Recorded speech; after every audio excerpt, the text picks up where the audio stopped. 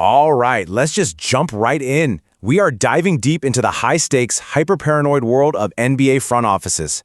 In this explainer, we're going to explore how the absolutely impossible happens. We're talking about the mechanics of the Blockbuster Trade, how these teams balance hundreds of millions of dollars, gigantic egos, and the entire future of their franchises with just a single phone call. But first, what actually makes an NBA trade a true blockbuster? To really understand the most shocking and frankly lopsided trade in basketball history, we got to establish a baseline. What does a normal, modern blockbuster actually look like when superstars demand out or negotiations completely fall apart? Section 1. The modern blockbuster, the speculation machine. Consider a recent rumor from August 2026. It perfectly shows how these massive deals are typically put together. It's this incredibly delicate dance of moving assets, matching money, and finding that perfect roster fit. Notice how the mechanics of this proposed three-team deal map out the standard blueprint. You've got the Detroit Pistons, right? They're in a contract standoff with their 22-year-old all-star center, Jalen Duren. They're hesitant to give him a supermax, so they ship him to Brooklyn. In return, Detroit gets a proven, albeit aging veteran in Kevin Durant. And to balance all that staggering math, the Houston Rockets step in to facilitate, absorbing players like Michael Porter Jr. and walking away with a total treasure chest of 3 first-round draft picks. So, it's all about assets, money, and fit. That is the established blueprint. Usually, teams very carefully weigh future draft picks against aging legends to keep the NBA ecosystem predictable and balanced. You trade your young, disgruntled talent for an older star or just a mountain of future picks. That's the cardinal rule. Section 2. The unthinkable superstar swap, February 2nd, 2025. But then, on the night of February 2nd, 2025, the Dallas Mavericks and Los Angeles Lakers threw all of that conventional logic right out the window. This completely illustrates the utter absurdity of what went down. For the very first time in NBA history, 2 reigning All-NBA players were traded for each other right in the middle of the season. On one side, you have Luka Doncic, a 25-year-old offensive savant, a guy who literally dropped 73 points in a game, fresh off a finals appearance, and one of only 4 players ever to earn 5 All-NBA first-team selections in his first 6 seasons. On the other side, Anthony Davis, a 31-year-old phenomenal defensive anchor, sure, but a guy with a very well-documented long history of debilitating injuries. You do not trade a 25-year-old generational star. It doesn't happen. Now, the really crucial point here is the sheer scale of the mechanics. Dallas Mavericks general manager Nico Harrison secretly negotiated this deal exclusively with his longtime friend, Lakers GM Rob Pelinka. There was no bidding war whatsoever. And to make the luxury tax and salary cap math actually work, they had to pull the Utah Jazz into the deal just 30 minutes before the trade deadline. Seriously, Jazz CEO Danny Ainge didn't even know Doncic was in the trade until half an hour before the news broke. The entire basketball world was absolutely stunned. When insider Shams Charania broke the news at 12:16 a.m., journalists and NBA players were literally checking their phones to see if his account had been hacked.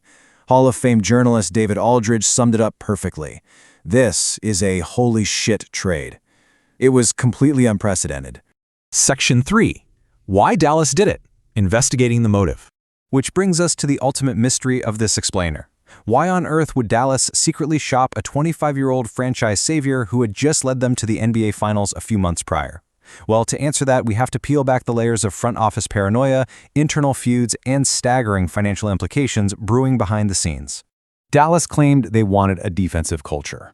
Nico Harrison essentially assassinated Doncic's character behind closed doors. He leaked concerns to the press about Luka's ballooning weight, reportedly reaching up to 270 pounds. They constantly clashed over his training regimen and his use of outside doctors. Harrison even fired the team's beloved performance director of 21 years just because he viewed him as a Doncic enabler. But beyond all those fitness concerns, the Dallas ownership was absolutely terrified of one looming number: $345 million. That was the value of the largest Supermax contract extension in NBA history, which Luka was eligible to sign at the end of the season. So by trading Luka and having Anthony Davis waive a $6 million trade bonus, the new Mavericks ownership group successfully dodged the NBA's punitive luxury tax. Team Governor Patrick Dumont coldly referred to the trade as a risk allocation decision. They literally treated their once-in-a-generation superstar like a dangerous balance sheet liability. Section 4. The world reacts. Utter disbelief and confusion.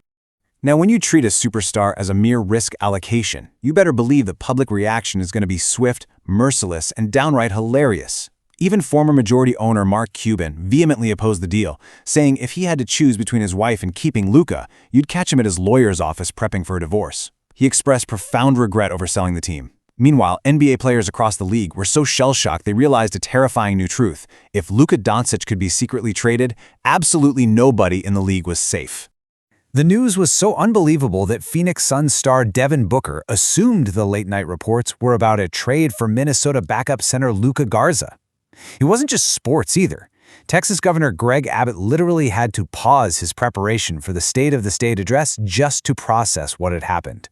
Sports analysts universally crowned the Lakers as the undisputed winners, handing them an A+. The Mavericks? A hard F. They were crucified, not just for trading Luka, but for not even bothering to start a bidding war. I mean, every team in the league would have emptied their draft cupboards for him. It could have yielded the biggest return in NBA history, and they just didn't do it. Section 5. The Disastrous Aftermath. The Downfall of Dallas. Let's see how Harrison's master plan almost immediately collapsed in spectacular, agonizing fashion. The timeline here is just brutal. Dallas banked on Anthony Davis staying healthy. Well, he didn't. He missed 54 of a possible 83 regular season games. Dallas plummeted out of the playoffs entirely. Furious hand protests led to massive season ticket cancellations, costing the franchise millions. By November of the very next season, Nico Harrison was fired. And shortly after that, the Mavericks just dumped Anthony Davis to the Washington Wizards for role players. The irony is absolutely staggering. Dallas traded their most durable, heavily utilized asset because they were worried about future injuries, only to acquire an inherently injury-prone veteran. The result? Their new supposed championship core of Anthony Davis and Kyrie Irving shared the court for exactly 25 minutes, less than a single half of basketball. But then we get a massive twist of fate. This absolute disaster of a season culminated in the 2025 draft lottery. The Mavericks, sitting on just a 1.8% mathematical chance, somehow won the #1 overall pick. A 1.8% chance? This allowed them to miraculously draft the highly touted prospect Cooper Flagg. Which leaves us with one final, unavoidable question about the shadows of the NBA. When a franchise breaks the cardinal rule of sports and self-destructs so spectacularly, was that 1.8% miracle just pure blind luck? Or was it a covert bailout from the basketball gods, or perhaps the league itself, to apologize and save a team from the worst trade in history? What do you think? Keep learning, and I'll catch you on the next explainer.